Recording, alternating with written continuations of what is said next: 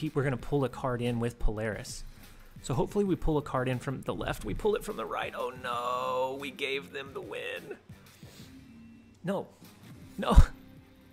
we didn't give them the win. Hello everyone, TLSG here, back again with another Marvel Snap video.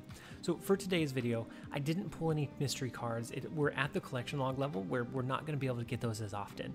So today was a day of experimentation. I tried a whole bunch of deck variations, a whole bunch of different deck archetypes, and just kind of felt around and felt what was good, what was strong, which is not something I'm able to do.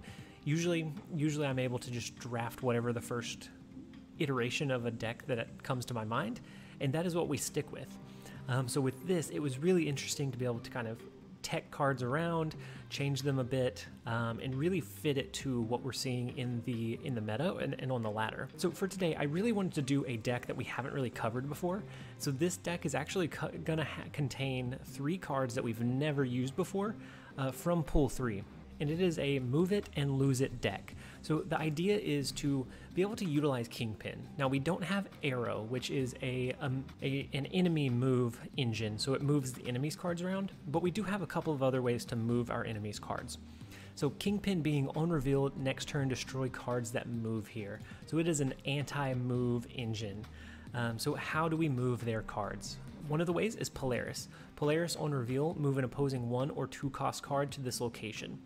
Not a huge reward or benefit from it, but if we're able to pull a collector, if we're able to pull another like high priority 1 or 2 cost card and just make it disappear while still dropping a 3 cost 5 power card, which is a good ratio for a 3 cost card, then we get a decent amount of upside out of it. And then additionally to that, we have Juggernaut. Juggernaut on reveal, if your opponent played cards here this turn, move them randomly. So what we can do is drop Kingpin, mid lane, and then drop Juggernaut on like the left side or right side that next turn, and hope that we push some of those cards into mid to destroy them via Kingpin. And then our last move condition is Magneto. So Magneto on reveal, move all opposing 3 and 4 cost cards to this location.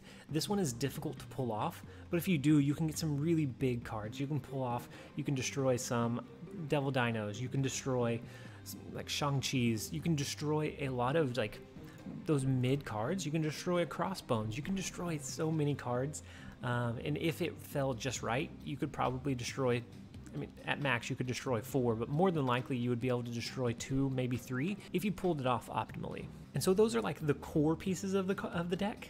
So then it became, how do I build around this to make it more consistent, to allow myself to be able to enable those combos more often and more frequently? So the answer was naturally throw all of our busted stuff into it. Everything besides Nova and Devil Dino and Collector we threw into this deck for the high power combos. So we have the Lady Sif Ghost Rider combo. Ideally we'll be able to Lady Sif into a Magneto on turn 2, turn 3 we drop Kingpin, turn 4 we play Ghost Rider wherever we played Kingpin, and it'll pull all of their 3 and 4 cost cards, which at that point would only be 1 or 2, so maybe we wait till later in the game. That's the general idea. The Lady Sif Ghost Rider combo also has some good targets in Crossbones and Iron Man. Both can really swing and add power to a lane to help us win. And then we have Sunspot. So with this deck, our mana curve is kind of mid-range.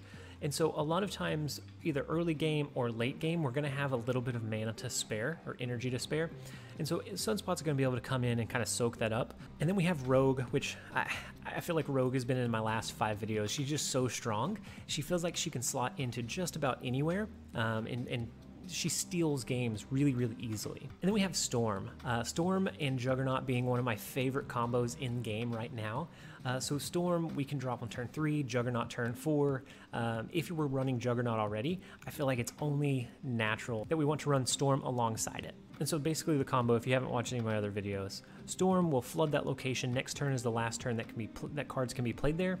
You drop Juggernaut, that's going to push any cards that they play into that Storm location away. And then we have Cosmo. So we've been seeing a lot of on reveal type cards.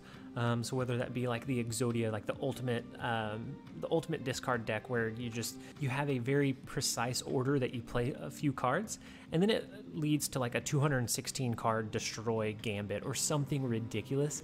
We've been seeing some of those and some other really powerful on reveal abilities, and so Cosmo can really prohibit those. So if it's a discard deck, Cosmo stops that lane. If it is something like a Mr. Negative, Cosmo stops that ability from that lane. So it can really kink and inhibit them from being able to do what they want. Same thing with the Nova Carnage. You can stop a Nova Carnage lane even though you're not protecting those cards. If it's a Carnage, you can stop the Carnage from being able to destroy those cards. And then lastly is Crossbones. So Crossbones is a 4-cost, 8-power card, which is a really good ratio for a 4-cost card, but it has the condition that you can only play this at locations where you have more power than your opponent. So you have to be winning to be able to drop this, unless you Lady Sif Ghost Rider it into the lane. But more often than not, you have to be winning. And so if we're wanting to lock down a lane mid-game before we do some really big combos, Crossbones is a perfect fit, and it has a lot of power. So if we're winning and we drop it on turn 4, odds are we're still going to be winning that lane after turn 4. All right, so that is the general idea of the deck. This has felt so fun to play. I piloted it for maybe 5 or so games. I always want to test out a deck before I showcase it, but I don't want to play it so much that it becomes stale and it becomes repetitive. I still want it to feel new and fresh when I'm covering it. So I have piloted it. The 5 games that I played, I believe I won 4, 2 of which were concedes, 2 of which were all the way through, and then I lost one on some bad draws. But overall, we're going to go ahead and jump into some games. I hope you guys enjoy. All right, so first up we have Thanos that we're going up against. We do draw into Sunspot early, so I think we will drop it into Muir Island. He'll be able to buff from Muir Island and from any unused energy. And they had a Black Cat, which ended up getting discarded. So I'm wondering if they're running some form of like a Hela deck, or maybe they just had it in there because if you're able to play it, it's really good value for a 3-power card. We skip this turn, and they didn't play anything. So what kind of deck are they running? Oh no, so it pulls in our Ghost Rider, which is really unfortunate of a card for it to pull in, but it is what it is. So we're gonna have a turn 7. Do I ever drop this on turn 5? I think we hold our Kingpin for now. I don't think we play him. And then maybe we... So the Cosmo seems difficult to play in here because we want to be able to trigger wherever we end up playing our Magneto. We want it to be able to trigger the on-reveal ability. Same with Kingpin. I think we drop Cosmo and Muir Island, start letting him get buffed up, and then we just kind of see what they're running. So are they running like a Mr. Negative deck? They did have Black Cat, which is strange just overall. Do we skip here? Yeah, maybe we play Juggernaut here. Just in case they played anything, and it'll be able to start buffing up. We have priority, so they have Wong. So this may be the infinite combo that I was talking about, where they would follow this turn up with... well, I guess they wouldn't necessarily have to play it this turn, but they could either do a Mystique or an Onslaught to really capitalize on Wong.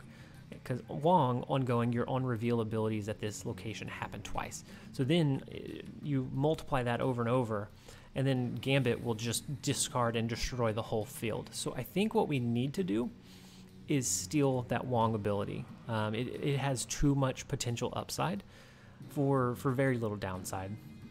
Or for very little downside for us stealing it, because otherwise we're going to play, what, Kingpin or Polaris or Iron Man at max. So I would anticipate this being maybe a Mystique, and we steal his ability. Does she still copy his ability, though? I wonder. No, that's a Sarah. So cards in his hand are reduced. Interesting. By 1. So they're going to be able to have a pretty powerful turn 7. How do we play this? I almost want to drop Kingpin somewhere, but at the same time, they don't have any cards that would be able to be targeted by our Polaris. So do we ever just drop Iron Man to try and extend that lead? I mean, we have the potential to draw into Magneto next turn, but in deck we still have Storm and Lady Sif. So I wouldn't bank on that. So I think we go with this. We don't have any really strong on reveal abilities that would benefit from the stolen Wong ability. So I think we just drop Iron Man. We hope that he plays somewhere else, but he plays there, of course. Why would he play anywhere else? Oh, so then the Lady Sif Ghost Rider combo, huh? To discard Death and then pull Death back in. Oh, it's an Odin, so you're going to discard another card. Oh, so do you have... Interesting. Do you have a Hela? Yep. Yep, so they discarded Hela. And because they discarded Hela, they conceded. Because I guess even if they had Ghost Rider, the odds of it pulling that in are really, really low. What a wild ride. So first up, we have the Stinkster. I guess not first up. This is the second game. And we don't have... We have Savage Land. I think we just play into the unknown because we don't want to fill up this location too quickly. Ooh, perfect. We're gonna snap off of that, and it's gonna be an early concede. So Sanctum Sanctorum cards can't be played here. We got very lucky that we dropped the Sunspot there. Instead of trying to push out the rest of the game, we're gonna end it, reset, take our free cube, and go. So much like the Stinkster, we have Tomster. And this time we don't draw into our Sunspot to be able to lock down a lane. We draw into some higher cost cards. So it's been pretty hard to make the move piece of this deck work. I think Arrow would help I think it would help solidify it because then it moves all cards that were played that turn to that location. Then we draw into the Savage Land again. That's tough. This lane is going to end up being pretty large. We don't want to move cards away from here because we don't want Angela to get free buffs out of it.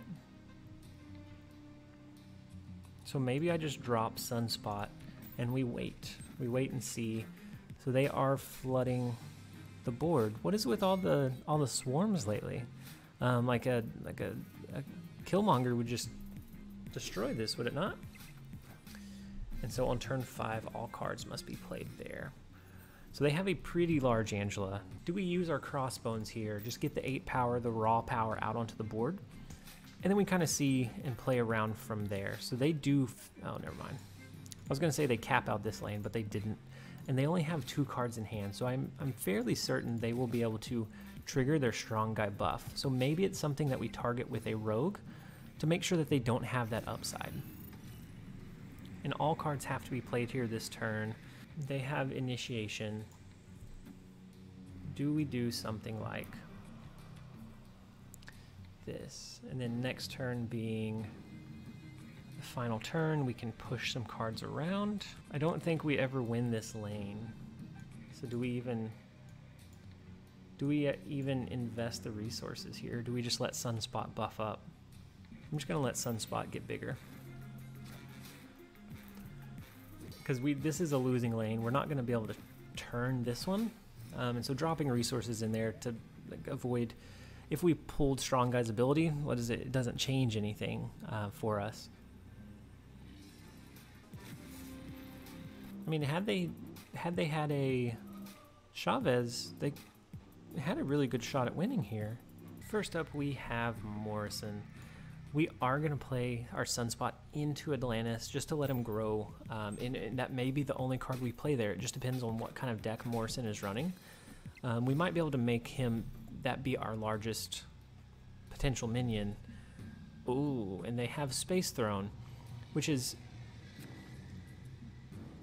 both potentially good and bad. They played Nightcrawler in there. I hope that they pull Nightcrawler out. No, they didn't move him out. Because if they move Nightcrawler out, what I can do is drop Polaris, who will pull him back in. And they change Atlantis, which is now Sinister London. And there's a turn 7 this game. Okay, so we got a lot of information. So I could use Storm and change this one. I can change this one. think I used Storm. I reset Limbo so that it's no longer, there's not going to be a turn 7 anymore. Because I don't think we benefit that much from it. And then we have Juggernaut, which is not going to push anything into Space Throne, but maybe we can get close to filling up Sinister London here, which would be really difficult. And they didn't play that, so Nightcrawler is actually going to stick there. And then Sinister London did duplicate the card over into our flooded lane. So do we ever lean in? And I think we're just going to drop Polaris into Sinister London, hope that it generates one into the Space Throne, which then pulls like a Nightcrawler or a Rocket Raccoon into Space Throne as well. And so now we have the 3 and 4 cost card, Cupid Shuffle, coming on up. So it all depends on where these 2 cards land. We have a shot, but is it a good shot? I don't think so. But it's a shot nonetheless. So they do drop all of their cards. They drop Moon Girl, they drop Ant-Man, which is going to fill up their entire board, which means we don't get the downside from Magneto. And so wherever it goes, we end up winning. So pretty fortunate that they had a Swarm deck and that we were able to capitalize on that. We still didn't destroy anybody with Kingpin. He's there, but he doesn't feel as solid as I would like for him to. I would like for a deck to just really, really excel with Kingpin and like destruction of their cards and that sort of thing, but I think it's too hard to trigger. I think it's one of those that it's going to be very, very rarely that you get it to trigger successfully or impactfully. All right, so we are going against Rain, and we actually drew into the Super Flow, which feels pretty nice with this deck list, because we're going to need extra energy or extra moves to make some of our things happen. So this gives us an extra opportunity to do those things, and we can potentially cheese out the energy from Rain by pushing one of their cards over with Juggernaut. And this one is on turn 3, 4, and 5. No cards can be added here, which is a terrible card for us. But we can guarantee where our... With that, we can guarantee where our cards are going to go or where they're going to get pushed to with this Storm Juggernaut combo. But is that worth it? We don't have a whole lot of high power, so maybe we just lock down this one? No. Maybe we don't lock one down at all. Maybe I just shoot Juggernaut there because they're probably going to stack cards. And then we'll be able to push them whichever way we want, really. Or I guess whichever way they go, we're going to be able to push both of them. And they split. So one is in the Super Flow, one is in the Unknown. And then they no longer get that extra energy buff because of that. So a pretty good use of Juggernaut. But then we draw into Kingpin. It's unfortunate. Nothing can be played here anymore. Do we want to drop Kingpin in hopes of drawing some move engine next turn? Or do we want to hold off? I think we hold off on the Kingpin. But then that just leaves Lady Sif, and that feels bad because we don't know if we'll draw into Ghost Rider. I'm going to drop it, but it does feel bad. He drew into our Polaris. What a jerk. But it moves an opposing 1 or 2 cost card, and we didn't have a 2 cost card until after Polaris was played. So we did draw into Ghost Rider, so that is a very, very fortunate draw. And so we're going to be able to get all of that power out onto this lane. And then if they drop something like a Devil Dino, Khazar for some reason, are they doing a Swarm deck? Why are we running against so many Swarm decks? But we have our Iron Man now in lane, which gets a lot of extra upside from Xandar. And so now, where do we want to play? Okay, never mind. We don't play anywhere. I don't know how we were going to finish that one out. I didn't have a play line in mind with the cards we had left. other than this being locked down and then us needing to try to win another lane, which would have been difficult. We don't have high power cards necessarily, so I'm glad they forfeited, but it just does, like, we're getting wins, but they just don't feel like, you know, your really good, solid, strong 8-cube victories. So we're going to keep trying. I want at least to destroy some good cards with Kingpin once. Just once is all I ask. So far it's been like 0. We've killed maybe 1 card. Feels bad. Feels real bad. I would like to get a game where we can utilize Kingpin well. And we've triggered him a couple times, but it hasn't been anything just game-breaking or earth-shattering. And so we can't play anything just yet. I think next turn we drop our Juggernaut into Kiln in hopes that it sends whatever he plays over into the Space Throne. And then we do draw into some of our cards with the help of Olympia, but I'm sure he does as well. So maybe we do Juggernaut. If he plays Devil Dinosaur here, maybe it'll shoot that.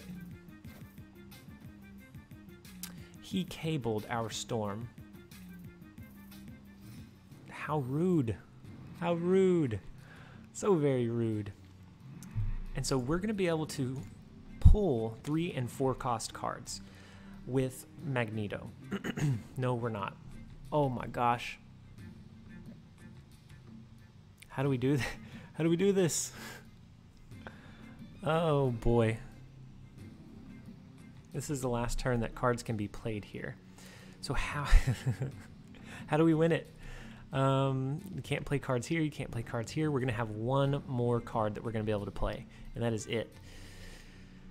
So if we do the Lady Sif, that's gonna discard Magneto. That's gonna be a key tool that we need to win. So do I ever just do this? Oh no, I should have done Cosmo instead. I should have done Cosmo just in case they do an on reveal. But we don't have priority, so I guess it wouldn't have mattered. And they drop into a huge, huge Jubilee with the Chavez, which is going to lock down that flooded lane. If we can get a Polaris here, and we can play it, assuming that he passes. This is going to make several assumptions. Assuming he passes here because he wants to play Infinite. My best guess. We get to play Polaris. We get to pull Cable over. We win the Space Throne. Nothing can be played in Kiln. Nothing can be played in the flooded land. We win. We snap here. We snap here. And then if this doesn't go our way, we retreat. If it goes our way, they retreat. I think that's where we're at with this deck, is that most of the games that we're playing do not come to the final turn, the final play. And we do, we get it. Oh boy, and so now here comes the retreat. So I'm assuming that they were wanting to play their Infinite, and they were not able to. So nobody can play any cards this turn. This is just how this game concludes, is we win the Space Throne with Polaris. How are you confident? If you win, okay, no, you're not confident. So it wasn't a Kingpin type victory, but the Polaris combo being a 3 cost feels really, really strong. So if the Space Throne ever comes back to that featured location, then I think that Polaris could be a key piece in a deck to counter that, because a lot of people were running like a Green Goblin to sneak a card over early, but this would counter that. You play this on turn 3, even if they don't drop a card, you pull one of theirs over. If they drop a Green Goblin, then they're stuck with it. It feels really solid, really strong. So our turn 1 play, we do have our Sunspot, our only 1 drop card in hand or in the deck. I think we play him. You know what? Let's play him over in this far right lane. Let's just drop him there. We'll let him build up, and then hopefully it's not a bad location. And then this being the big house, okay, it wouldn't have necessarily mattered. We are able to drop some of our good combos in there. The one that we have an issue with is the Crimson Cosmos with this deck, where you have to drop a 4, 5, or 6 cost card there. We just don't have very many of those in this deck or in this arsenal. And so we discard our Kingpin, unfortunately. And they discard Nakia, which is not terrible. Do we anticipate... I think we anticipate several on-reveal type abilities being played in the big house. Let's drop our Cosmo there, just to limit the area that they can play those type of cards. And then we have our Ghost Rider Lady Sif combo. We just don't have the other piece to it. Would it ever be worth dropping one of the pieces? No, because then we don't know what 3-piece it would get. I think the play here is just to skip. We let our Sunspot build up. They guarantee they get a Mr. Sinister in this left lane. So they're running a buff style deck. So I'm expecting quite a few cards, 1 and 2 cost cards, to swarm the board. And there we draw into our Magneto. So they haven't dropped any 3 cost cards just yet. So I think what we can do is drop Lady Sif here, Ghost Rider here. That's going to guarantee that our Magneto gets into the danger room. We don't have to worry about that potential 25% chance of it being destroyed. And that should give us the lead here. We're not going to have the downside of potentially dragging cards over. So that ability is either to use it to control, so force them to fill up a lane, or you want to not trigger it so that you can win that lane. So it can be either or. And so I think that's our play. I think we let the Magneto play and not pull anything. They may drop a 3-drop here this turn, a 5-drop in Iron Man. Interesting. And so this is the final turn. What we can do is drag our Rogue. We can drag a Polaris because they're going to fill up this lane. I don't anticipate them dropping a Hulk here to try and tie this lane. I don't anticipate them dropping a Devil Dinosaur here to try to compete. I think that they are going to try and win this one and then this mid lane. And so I think we can steal this right side, and I think they're going to attempt to get Ant-Man's ongoing ability to proc by having the lane filled, and so I don't think we'll get the downside of pulling cards around with Polaris, because it would already be a full lane. And so the Lady Sif Ghost Rider combo is really what brought that home. Otherwise it was very minimal. We lost our Kingpin, so we didn't have that move mechanism, but overall we did sneak out another win. So now we have Fuerte. We do have our Kingpin. This is the game where we are going to destroy 2 Devil Dinos. We're going to just swing the game with Kingpin Magneto. This is it. This is the game. I'm trying to put that out in the atmosphere and just like hope that it holds true. But we'll see. We'll see how this plays out. I want Kingpin to at least trigger the combo, or the ideal combo, like once while running this deck, and we've racked up probably 10 wins overall now so far that we've been recording, and none of them feel like melt your mind amazing. And so it looks like they are running a swarm deck. We've been running into those decks so much, and we don't have anything. We don't have anything to move the cards once we drop this, but we're going to change Mojo World. Actually, that's probably not the best play line. Because we have mechanisms to move their cards out, we can sneak Mojo World away. We can have it filled, they can have it filled, and then we can pull one card out of that location. But it just felt, I don't know. they're flooding this lane. I feel like they have quite a few 1-drop cards, and so I feel like they're not going to be able to flood this lane. So it's going to be difficult for them to play, which is why I locked this one down. I don't know that that's necessarily the best play line, but that was the thought process behind it. So they do drop their Khazar, and so with them having Khazar in their deck, I'm a lot more confident that this is like a swarm, a low to the ground 1-cost drop deck. So it was. So because everything was locked down, they ended up conceding. This deck, I can't, I don't know if it's because it's towards the end of the month and people are like really trying to climb and use their cubes to get up to a higher rank, maybe infinite rank. But I have been it's just been Concede City with this deck. And maybe it's because this is easier to read. Like whenever you have a lane locked down, they know that they've lost. But this is like out of 10 wins, I think 4 or 5 have been concedes. So we're going to jump into another one. I really want to make this combo work.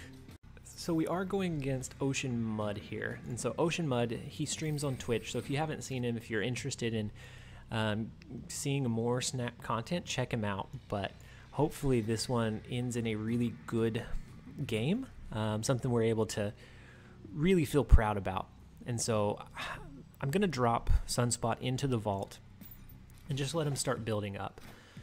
And he's running Angel, a 1-drop card that I don't run very often, just because it seems like you always draw him into your deck, and you want this card to trigger from a destruction or from the destruction deck portion. So, and we have like all of our move components now. I think we drop Juggernaut into the vault. Hope that we shoot him over whatever he plays. Hopefully he plays in the vault. Hopefully we shoot him over into the Superflow. And okay, step 1 done. Can we send him into the Superflow so that he does not get the extra energy anymore? And we do. Okay, so now he gets 1 less energy each turn, which is good. We don't have to worry about that one. And then Elysium is cards cost 1 less. So that opens up a lot of possibilities. So what we can do, I think we wait a few turns and then end up dropping Magneto, or Kingpin, followed by Magneto, into the Superflow to drag anything out. I think he's going to play in Elysium this turn. I'm going to drop Iron Man into the vault, which may be a turn early. If he's running something like a rogue, it may be early still. But I think that's what we're gonna want to do to clear up some of our play for this Kingpin combo. So now he has a 4-drop card in Namor. I think what we do is we play Kingpin. Where do we play Kingpin? So we have 5 mana this turn. We don't need the extra mana anymore, or the extra energy. And actually, does he lean in and play into the Superflow since he's already there? I think we play into Elysium. We play into... Or do we wait a turn? If we wait a turn, we can do both Magneto and Polaris, but I think that's getting a bit ambitious. So I think we do play into the Superflow. We steal Strong Guy's ability. Not that we necessarily need it at this point, but I think we steal it. We're going to be able to grab Moon Girl off of this left lane as well with our with our Magneto. So and he has priority, so he could potentially drop another 3 or 4 cost card, at which point we get a lot of value. And so can we make the dream work? If he drops something here, that's the smart play, and that's like the biggest piece of Kingpin. If they just then flood this lane, he then becomes useless. But if they don't and they play away from it, it gives us the opportunity to pull in. So let's lock in. Let's see. Oh, he did flood it. Very, very, very good play. That is definitely what you want to do in that scenario, if you can, is block it out. If you think they are going to move cards with Kingpin, you definitely want to kind of block and lock that area. So, oh boy. So now how do we win? 3, 4. Oh, so we do get to get the strong guy buff from our rogue. How do we finish it though? So I think we do Cosmo here, and he has priority, doesn't he? So do we do, does he have a Nova in hand? If so, this becomes tough. So if he has a Nova, then this is really bad. But if not, we drag a card over here. Oh boy. So that only puts us one ahead in this lane. I am not confident. Ideally, we could let this buff up. We could steal this lane. I don't even know what to anticipate with what you're wanting to play. It may be a Nova Venom or a Nova Deadlock. But I think you win this one. I think Ocean takes it, but I'm going to lock in anyways because I want to see it out. I want to see it the rest of the way through. They have Electro, which is not going to trigger. They have Carnage, but their Carnage can't trigger either, or it's not going to trigger a Nova. And so we win the right lane. Do we win the middle location? So with Polaris, oh, but we're going to pull a card in with Polaris. So hopefully we pull a card in from the left. We pull it from the right. Oh no, we gave them the win. No, we didn't give them the win. We tied this lane because they did move their Nightcrawler out. That was awful. That was awful. I don't want to ever do that again. That was so much back and forth. We tied this lane by pulling Bucky over here. We lost this lane by 2, but we win this one by 7. That was so very close. That was such a roller coaster of emotions that I want to put this deck away for a little bit until we get some other pieces. Does it perform okay? Yeah. Is it scary? Is it a scary ride the entire time? Absolutely. So it doesn't feel as strong as some of the other decks we've run, but it feels fresh. It feels like a new idea. I just don't think we have all of the tools to make it trigger frequently. Maybe once we draw or pull Arrow, we'll kind of rehash this idea, figure out what worked well, what didn't, and rebuild and restructure, and then maybe make this a little bit more viable. But right now, I am going to go ahead and end the game on that note. Let my heart calm down a little bit because I was absolutely 100% convinced that we lost. And I don't know that it's a misplay from my end or his end. I think he played it very, very well. We didn't get to destroy the cards that we could have with our Magneto Kingpin because he flooded it. And then I think the rest was just kind of random chance. Wow. Absolutely incredible. So I'm going to go ahead and end it there. I hope you guys enjoyed this video. If you guys have any kind of archetypes that you want me to cover, I do have some free bandwidth now that we're not pulling a card every single day to kind of test out and experiment with. A couple that I have on the back burner right now that I'm toying around with, that I'm trying to make work before I present them. So I do have a few in mind, but if you guys have anything that you want to see that I haven't covered yet, let me know in the comments down below. I hope you guys have enjoyed this video. This has been TLSG. Later, guys.